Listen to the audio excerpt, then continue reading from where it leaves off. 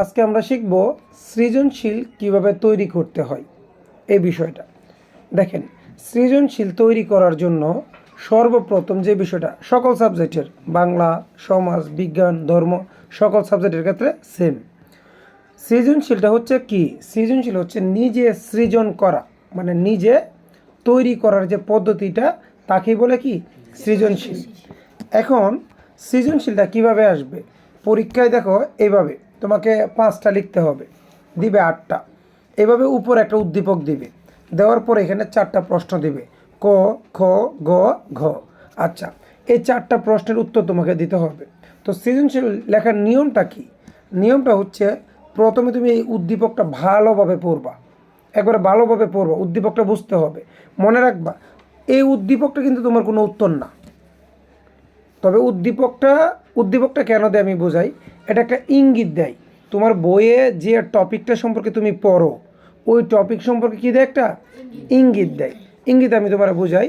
আমি যদি বলি যে যে আমার সামনে একটা মেয়ে বসে আছে, হ্যাঁ, তার হাতে একটা ঘড়ি আছে। তো মেয়ে তো এখানে 3জন, কার হাতে ঘড়ি আছে? নোহার হাতে ঘড়ি আছে। তো এই যে ইঙ্গিত দিলাম, আমি কিন্তু নোহার নাম বলি নাই। এইভাবে উদ্দীপকটা দিয়ে একটা ইঙ্গিত দেয় ওই তোমার টপিকটা ধরার জন্য। তাহলে ইঙ্গিত দিয়ে দিলে কি আমার বোঝাটা আরও সহজ হয়ে যায় না?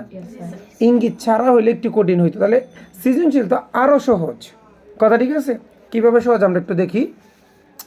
আমরা কি করব? প্রথমে উপরে যে উদ্দীপকটা দিবে উদ্দীপকটা আগে আমরা ভালোভাবে পড়ি। ঘটনা 1,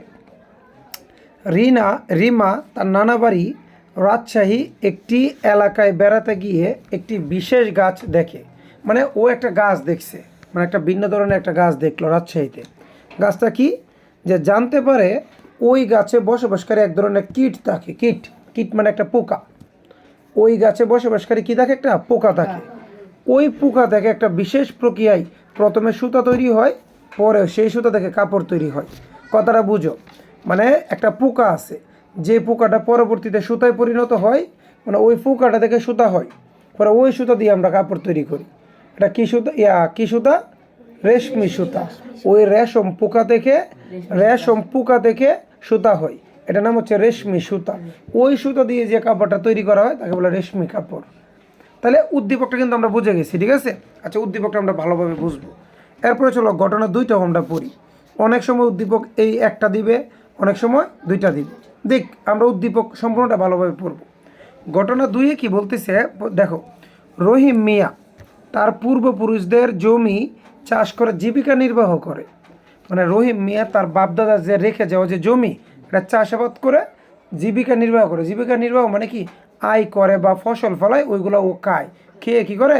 দিন যাপন করে, মানে ও জীবনটা পরিচালনা করে। কি করে? ও চাষাবাদ করে। এক কথায় উনি হচ্ছে কৃষক। এভাবে বুঝবা, প্রত্যেকটা লাইন ভালো করে বুঝবা উদ্দীপকের। এরপরে বলছে তার ছেলে জনি লেখাপড়া শিখে কোথায়? ঢাকায় একটি পোশাক কারখানায় কাজ করে। আচ্ছা, বাবা ছিল কৃষক, তার ছেলে পড়াশোনা করে, তার ছেলে কাজ করে কোথায়? কারখানায়। তাহলে বাবা কৃষক, ছেলে কিন্তু কৃষক হয় নাই, ছেলে একটু স্মার্ট হয়ে গেছে। কথা ঠিক আছে? এবার এখন রহিম মিয়ার নাতি, ওই ছেলের ছেলে ফয়সাল, একটি সফটওয়্যার কোম্পানির পরিচালনা করে। মানে রহিম মিয়া ছিল চাষি, তার ছেলে লেখাপড়া শিখে একটা কোম্পানিতে কাজ করে, একটু স্মার্ট হয়েছে। এবং তার নাতি আরও পড়াশোনা করে সে একটা সফটওয়্যার কোম্পানির মালিক বা পরিচালনা করে। তার মানে ওর বাবার থেকে ও আরও এগিয়ে গেছে। তার মানে এটা তারা কী বোঝাচ্ছে? আচ্ছা, আমরা কী বোঝাচ্ছি আমরা একটু বোঝাই। প্রথমত রহিম মিয়া ছিল কৃষক, তার ছেলে কী করছে? একটু মানে পৃথিবী যেভাবে মানে ক্রমবর্ধমান এগিয়ে যাচ্ছে, সেই সাথে সাথে তার ছেলে একটু পড়াশোনা করে স্মার্ট হয়ে ওই কৃষিকাজ না করে সে একটা স্ট্যান্ডার্ড একটা কাজ করছে। কোথায়? কারখানায় কাজ করছে। তার ছেলে কী করছে? এখন শহরে দেখে বড় হয়ে সে আরও পড়াশোনা করছে, আধুনিক এআই সম্পর্কে জানছে, ইন্টারনেট সম্পর্কে জেনে সে এখন একটা সফটওয়্যার কোম্পানিতে কাজ করে। তার মানে কী বোঝা যাচ্ছে? মানে যত দিন যাচ্ছে তত যুগ তত সভ্য হচ্ছে। সভ্য মানে কি? আধুনিক হচ্ছে। বিষয়টা এই উদ্দীপক দ্বারা এটা বোঝায় না? আচ্ছা, এখন আমাকে জানতে হবে এই উদ্দীপকটা আমার বইয়ের কোন দিকের সাথে মিল আছে। তুমি যখন বইয়ের টপিকগুলো পড়বা, আমি তো এখন তোমরা সৃজনশীলটা বোঝাচ্ছি, মানে সৃজনশীল কীভাবে লিখতে হবে।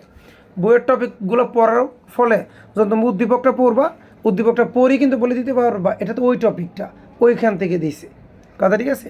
আচ্ছা চলো আমি এখন বুঝাই দিই সম্পূর্ণটা। এবার নিচে আমাকে 4টা প্রশ্ন দেবে, কয়টা? 4টা। ধরো প্রথম যে ক নাম্বার প্রশ্নটা, এটা তো এক কথায় উত্তর, সমাজ কাকে বলে। তুমি জাস্ট উত্তরটা লিখলেই হবে। সমাজ কাকে বলে শুধু উত্তরটা এক লাইনে লিখতে হবে। কীভাবে লিখবে আমি একটু দেখাই। প্রথম তুমি এবার ক নাম্বার দিবা, ক নাম্বার দিয়ে এখানে লিখবা সমাজ কাকে বলে। তুমি বলবা এটাকে কী বলে? সমাজ বলে। মানে তুমি একটু সংজ্ঞাটা দিবা, সমাজের সংজ্ঞাটা দিবা, যেখানে মানুষ দলবদ্ধ হয়ে বাস করে, ঠিক আছে, একে অপরকে সহযোগিতা করে, হ্যাঁ, এবং একত্রে বসবাস করে, একে অপরকে সহযোগিতার মাধ্যমে কি একটা পরিবেশ গড়ে তুলে, সেটাকে বলে কি? সমাজ। মানে যাই হোক, এক এক জায়গায় এক একটা প্রশ্ন থাকবে। প্রথম প্রশ্নটা মুখস্থ, বুঝে মুখস্থ করতে হবে। প্রথমে বুঝে তারপর মুখস্থ। এভাবে 2 লাইন, সর্বোচ্চ 2 লাইন। সর্বোচ্চ কয় লাইন? 2 লাইনে লিখবা, নাহলে 1 লাইনে লিখবা। এইখানে তোমাকে মার্ক দিবে পরীক্ষায় 1। তাহলে 1 কিন্তু ক নাম্বারে পাবো। 1-এর প্রশ্ন শিক্ষা সহজ কথা, ঠিক আছে। যেমন তোমার যদি বলে যে এই কুফর অর্থ কি, তুমি এক কথা বললা, কুফর অর্থ অস্বীকার করা, শেষ হবে, ঠিক আছে। এভাবে এক কথায় উত্তরটা দিবা ক নাম্বারে। ক নাম্বারে যদি আমরা এক কথায় উত্তরটা দিই, এখানে আমরা মার্ক পাবো কত? 1। আচ্ছা চলো এবার আমি খ নাম্বারটা দেখি। খতে বলছে, ক গেল খ, সভ্যতাকে কৃষির অবদান বলা হয় কেন? আচ্ছা এটা আমার বই থেকে প্রশ্নটা, আগেরটা তো বই থেকে। সভ্যতাকে কৃষির অবদান বলা হয় কেন, এটাও মুখস্থ, মানে বুঝে তারপর মুখস্থ। এটা পরীক্ষায় লিখবা কেমনে দেখো, এভাবে খ নাম্বার দিয়ে এভাবে। আগেরটাতে মার্ক ছিল 1, এটাতে মার্ক ছিল 1, তাই এটা 1 লাইনে লিখলে হবে। এখন এটা যে প্রশ্ন, এটাতে মার্ক হচ্ছে 2, এটাতে মার্ক কত? 2। তাহলে 2-এর জন্য এটাকে 2 পারা করে লিখতে হবে। পারা বুঝো? আমি দেখাই দিই কীভাবে আমরা লিখবো 2 পারা করে। লক্ষ্য করো, প্রথমে আমরা এই যে সভ্যতাকে কৃষির অবদান বলা হয় কেন, প্রথমে তুমি এক কথায় উত্তরটা দিবা যে সভ্যতাকে কৃষির উপাদান বলা হয় এই কারণে। এই যে এক কথায় লিখলাম না আমরা, এক কথায় লেখার পরে কথাটা বুঝিয়ে কিন্তু এক কথায় দেখো কতটুকু হয়েছে। 1 মিনিট, এক কথা আমি লিখলাম, আমি আবার কেটে একটু সুন্দর করে দেখাই। এই যে খ নাম্বারটা দেখো, এখানে আমরা লিখলাম যে সভ্যতাকে কৃষির অবদান বলা হয় কেন। আমি বললাম যে এই কারণে সভ্যতাকে কি বলা হয়? কৃষির অবদান বলা হয়। এই যে এক কথায় উত্তর শেষ। 1 লাইন বা 2 লাইন, 1 লাইন বা তুমি এখানে কি করবে, একটু ফাঁক দিবা, এভাবে একটু ফাঁক দিবা, এতটুকু মিনিমাম 1 আঙ্গুল, যেন মনে হয় যে পরের স্টেপটা আলাদা। তাহলে সভ্যতাকে কৃষির উপাদান কেন বলা হয়? এই কারণে সভ্যতাকে কৃষির উপাদান বলা হয়। বলার পরে এখন তুমি এখানে যে উত্তরটা দিবে, সেই উত্তরটা সম্পর্কে তুমি একটু ব্যাখ্যা লিখবা। কেন যে কৃষির উপাদান কেন বলা হয়? আমরা বলবো যে সভ্যতা কৃষি থেকেই গড়ে উঠেছে। সর্বপ্রথম মানুষ কৃষিকাজ করত, কৃষিকাজের ফলে কি মানুষ তাদের জীবিকা নির্বাহ করত, এবং কৃষির মাধ্যমেই কি কৃষির আমদানি রপ্তানি ইত্যাদির মাধ্যমে কি সভ্যতার বিকাশ গড়ে উঠেছে। এই যে আমরা যখন এইভাবে বলবো, আমি কিন্তু জাস্ট একটা নিয়ম বুঝাচ্ছি, কোনো নির্দিষ্ট প্রশ্ন পড়াচ্ছি না। এখন প্রথমে দিব এক কথায় উত্তরটা, এরপরে যে উত্তরটা দিব ওই উত্তরটা সম্পর্কে আমরা কি করব, একটু ব্যাখ্যা দিব। ওই উত্তরটা সম্পর্কে ব্যাখ্যাটা নিজের মতো দিলে হবে। তো স্যারে কী করবে জানো, এই প্রথমে যে এক কথায় উত্তরটা দেবো, এক কথায় উত্তরে আমার মার্ক দেবে 1, এক কথায় উত্তরে মার্ক দিবে কত? 1। আর এই যে তুমি এখানে বর্ণনাটা দিবা, এই বর্ণনার জন্য মার্ক দেবে 1। টোটাল এই প্রশ্নে মার্ক হচ্ছে কত? 2। এখন যদি তুমি এখানে 2 পারা করে না লিখো, তাহলে কিন্তু স্যারে তোমাকে মার্ক 2 দিবে না। অনেকে আছে তোমার এইভাবে লিখবে, আমি দেখাই। সভ্যতা কেন কৃষির উপাদান বলে, অনেকে পারার পরে মনে করে যেভাবে 1 line 2 line 3 line 4 line 5 line বা 3 লাইন 4 লাইন, এটা কিন্তু একসাথে লাগানো থাকলে তোমাকে মার্ক একটা স্টেপ থাকতে হবে। যেহেতু এটা 2 নম্বরের প্রশ্ন, এটাকে 2 পারা করে লিখতে হয়। প্রথমে এক কথা লিখবে উত্তরটা, সভ্যতাকে কৃষির উপাদান কেন বলা হয়, যে কৃষিকাজের মাধ্যমেই সভ্যতার বিকাশ গড়ে উঠেছে, যে এক কথায় উত্তর শেষ। এরপরে কৃষি আর সভ্যতা সম্পর্কে একটু বলবা যে আগে মানুষ কৃষিকাজ করতো, ফসল ফলাতো, জীবিকা নির্বাহ করতো, ধীরে ধীরে আমদানি রপ্তানি ইত্যাদির মাধ্যমে কি তোমার এই সভ্যতা গড়ে উঠেছে। কৃষিকে ডিপেন্ড করে বা কৃষির উপর ডিপেন্ড করেই সভ্যতা গড়ে উঠেছে। এটা মানে এইখানে যে উত্তরটা আমরা দিব, ওই উত্তর সম্পর্কে একটু ব্যাখ্যা, মানে উত্তর সম্পর্কে তুমি যা জানো তা লিখবা, কিন্তু প্রথম উত্তরটা তোমার হইতে হবে। স্যার যদি দেখে যে প্রথম উত্তরটা তোমার হয় নাই, তাহলে এইখানে যদি তুমি সব সঠিকও লিখো, তাও তোমারটা এভাবে একটা না কেটে ফেলবে। তাহলে মনে রাখবা প্রথম লাইনের উত্তরটা সঠিক হইতে হবে। প্রথম লাইনের উত্তরটা কি? তাহলে আমরা কী করবো, প্রথম লাইনে আগে উত্তরটা লিখবো, লেখার পরে ওই উত্তর সম্পর্কে এখানে 2 লাইন বা 3 লাইন বর্ণনা করব। তাহলে আর পারা কয়টা করবো? 2টা পারা, বুঝছো? এই যে মাঝখানে একটু ফাঁক রাখলাম, ঠিক আছে? এই ফাঁকটা মানে উপরেরটা 1 পারা, নিচেরটা 1 পারা, 2 জায়গায় আমাকে দিবে কত? 1 করে 2। তাহলে এইভাবে আমরা 2 পাবো। কথা ঠিক আছে? সবসময় আমাদের প্রথম লাইনটা ঠিক রাখতে হবে সব জায়গায়। আচ্ছা, এরপরে চলো আমি গ নাম্বারটা দেখাই। এই যে গ নাম্বারটা, গ নাম্বার কীভাবে লিখবো আমি বলে দিই। মূলত গটাই কিন্তু ইম্পর্টেন্ট, কত মুখস্থই করে ফেলা যায়, গটা একটু বুঝতে হয়। গতে বলছে ঘটনা 1 এ তোমার পাঠ্য বইয়ের কোন ধারণার উল্লেখ করা হয়েছে। আচ্ছা, ঘটনা এই যে 1, এটা আমার পাঠ্য বইয়ের কোন ধারণার উল্লেখ করা হয়েছে। আমি যখন গ নাম্বার লিখবো, এই যে গ নাম্বার দেখো আমি দেখাই। গ নাম্বার লিখলে প্রথম যে প্রশ্নটা করছে, প্রশ্নটা কি? ঘটনা 1 আমার পাঠ্য বইয়ের কোন ধারণাকে উল্লেখ করছে। কোন ধারণাকে, ওটা এক কথায় বলতে হবে যে আমার ধারণাটা কি। কথাটা বুঝো কিন্তু। এখন আমরা কি করব, লেখার সময় আগে গ নাম্বার দিব, দিয়ে এইটার এক কথায় উত্তরটাকে আমরা লিখে ফেলবো। এক কথায় উত্তরটা কীভাবে? যে ঘটনা 1 তোমার পাঠ্য বইয়ের কোন ধারণাকে কী করছে? উল্লেখ করা হয়েছে। তাহলে আমরা কিন্তু ঘটনা 1 কী করছিল? ওই রেশম পোকা দেখে, তারপরে সুতা কাপড়, তারপরে এটা কোন ধারণাটা? রেশম চাষ। এর সুতা যে তৈরি করে, অনেকে কী করে? রেশম চাষ করে। চাষ না করলে সুতা আসবে কোত্থেকে? তাহলে এই যে ঘটনাটা আমরা পড়লাম যে এক ধরনের গাছ আছে, গাছে এক ধরনের পোকা আছে, পোকা থেকে সুতা হয়, সুতা দিয়ে কাপড় হয়। তাহলে এই ঘটনা সম্পর্কে কিন্তু আমাদের বইয়ে একটা টপিক আছে, টপিকটার নাম হচ্ছে রেশম চাষ অথবা সেমিকালচার। এটার নাম কি? রেশম চাষ বা সেমিকালচার। এখন তোমাকে কী করতে হবে, গ নাম্বার লেখার সময় এক কথায় আগে ওই কারেক্ট অ্যান্সারটা দিতে হবে। যে এভাবে লিখবা যে ঘটনা 1 এ আমার পাঠ্য বইয়ের, এভাবে লিখবা। এই দেখো, ঘটনা 1 এ আমার পাঠ্য বইয়ের রেশম, বলো রেশম চাষ বা সেমিকালচার এর ধারণা উল্লেখ করা হয়েছে। শেষ। এই এক কথা যখন আনসারটা দিবা, টিচারে মনে করবে কিরে ও তো শুরুতেই সঠিক উত্তরটা লিখে ফেলছে, তার মানে ও এটা সম্পর্কে জানে। টিচার কিন্তু তোমার মার্ক দেবে। এখন তুমি যে এক কথায় লিখবে না উত্তরটা, এখানে তোমাকে দেবে 1। আর আমি লিখতেছি মূলত কয় নাম্বারটা? 3 নাম্বার প্রশ্নটা। 3 নাম্বার প্রশ্নের মার্ক কত জানো? 3। তাহলে 3-এর জন্য আমাকে পারা লিখতে হবে 3টা। পারা লিখতে হবে কয়টা? কথাটা বুঝো, 3 মার্ক পাওয়ার জন্য পারা লিখতে হবে কয়টা? 3টা। প্রথম পারায় দিতে হবে 1 লাইনে সঠিক উত্তরটা, যে ঘটনা 1 তোমার পাঠ্য বইয়ের কোন ধারণার উল্লেখ করা হয়েছে। আমি বলবো ঘটনা 1 আমার পাঠ্য বইয়ের রেশম চাষ করার ধারণাকে উল্লেখ করা হয়ে গেছে। এমন যে একবারে হবু এইটাই বলতে হবে তা না। ও বলবে মনে করো যে ঘটনা 1 দ্বারা সেমিকালচার পদ্ধতিকে প্রকাশ করা হয়েছে। তুমি বলবে ঘটনা 1 দ্বারা রেশম চাষ পদ্ধতি দেখানো হয়েছে, এটাও হবে। ও বলবে ঘটনা 1 দ্বারা কি রেশম থেকে রেশম থেকে সুতা তৈরির প্রক্রিয়াটা অর্থাৎ সেমিকালচার বা রেশম চাষকে বোঝানো হয়েছে, ওরটাও হবে। মানে খালি সঠিক উত্তরটা হইলেই হয়েছে। এই 1 নাম্বারটা যদি না হয়, মানে প্রথম লাইনটা যদি না হয়, কখনো টিচারে তোমাকে এই বাকিগুলো দেখবেও না। বাকিগুলো কি দেখবেও না। কারণ আমি তোমাকে পারাগুলো কেমন লিখবে আমি একটু দেখাই দিই।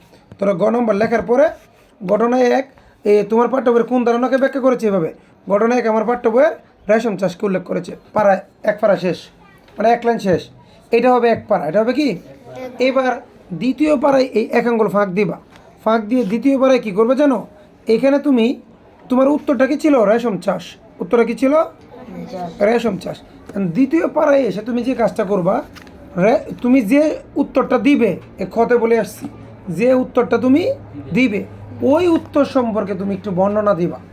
মানে রেশম চাষ সম্পর্কে তুমি কি কি জানো ওইটা সম্পর্কে এখানে এভাবে 3 থেকে 4 লাইন বর্ণনা দিবা। অথবা তুমি আরও বেশি পারলে আরও বেশি দিবা। কথা ঠিক আছে? কোনটা? ওই রেশম চাষ সম্পর্কে তুমি যা জানো। তো আমি বর্ণনা দিলাম, মনে করো যে রেশম চাষ একটা পদ্ধতি যেখানে এই রেশম চাষ করা হয় এবং যে রেশম যে পোকাগুলো আছে, পোকাগুলো থেকে সুতা তৈরি করা হয়, পরবর্তীতে ওই সুতা থেকে কাপড় উৎপাদন করা হয়, মানে ইত্যাদি ইত্যাদি তুমি যা জানো। প্রথমে এক কথা উত্তরটা দিয়ে দিবা যে পদ্ধতিটার নাম হচ্ছে রেশম চাষ। মানে বর্ণনা দিব ওই রেশম চাষ সম্পর্কে। তোমার বইয়ে তুমি যা যা শিখছো, ওই যে ছোটো ছোটো প্রশ্নগুলো স্যারা শিখাচ্ছি না, ওইগুলো বাসায় দিলেই হবে। ছোটো ছোটো প্রশ্নগুলো শেখাচ্ছি, ওইগুলো বসায় দিলেই হবে। দেওয়ার পরে স্যার কয় পারা হয়েছে এখন? 2 পারা। তাহলে স্যার এখানে 1 দিবে, এখানে 1 দিবে, আরও 1 পারা বাকি না? আর 1 পারায় কী করবো জানো? ওই উদ্দীপকটা ছিল না যে আমরা এভাবে লিখবো যে উদ্দীপকে, এই যে এখানে একটু ফাঁক দিবে, এভাবে ফাঁক দিয়ে লিখবো উদ্দীপকে। কী লিখবো? উদ্দীপকে এভাবে লিখবো যে সীমা না রিমা ছিল, যে রিমা নানা বাড়িতে বেড়াতে গিয়ে যে এক ধরনের গাছ দেখছিল, গাছটাতে এক ধরনের কীট ছিল, কীট থেকে কী হয়? এ সুতা তৈরি হয়, যাতে কাপড় তৈরি করা হয়। ঠিক আছে, মানে উদ্দীপকটাই লিখে দিবা, উদ্দীপকটা গুছিয়ে উত্তরটার সাথে মিল রেখে লিখে দিবা। সুতরাং বলা যায়। এরপর লাস্টে কি বলবা? আমি একটু 3টা পারা একটু বড় করে দেখাই। দেখো এখানে ধরো আমি গ লিখলাম, ধরো এক কথায় প্রথম উত্তরটা দিলে রেশম চাষ। দ্বিতীয় পারাটা এটা সম্পর্কে একটু বর্ণনা দিব, এখানে কি দিব? রেশম চাষকে একটা বর্ণনা দিলাম।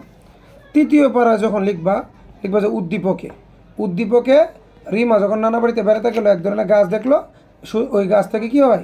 এক ধরনের পোকা আছে, পোকা থেকে সুতা হয়, সুতা থেকে কী হয়?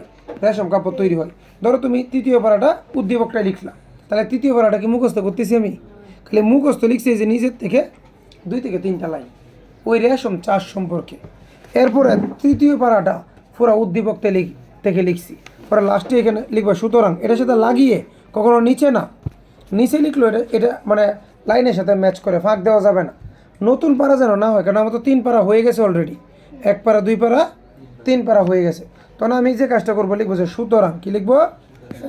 সুতরাং ওই যে এই শুরুতে যে আনসারটা দিয়েছিল ওইটা আবার লিখবে, সুতরাং উদ্দীপকে বা ঘটনা একে, সুতরাং ঘটনা 1 বলো 1 রেশম চাষের কথা বলা হয়েছে। লাস্টে কোথায়? ওই যে তৃতীয় পারার সাথে লাস্টে লাগিয়ে দিয়ে বলবো কি? উদ্দীপকে রেশম চাষের কথা বলা হয়েছে। কথাটা কি বুঝতে পেরেছো? তারপর তোমাদের একটু আমি হাতে কলমে দেখিয়ে দিই, আসো কীভাবে উত্তরগুলো লিখবা একটু দেখো। এই যে এখানে আমি একটু উত্তরটা নিয়েছি, এই যে গ নম্বর উত্তরটা, ঠিক আছে? এই যে গ নম্বরটা, এখানে প্রশ্নটা কী ছিল? ঘটনা 1 তোমার পাঠ্য বইয়ে কোন ধারণার উল্লেখ করা হয়েছে?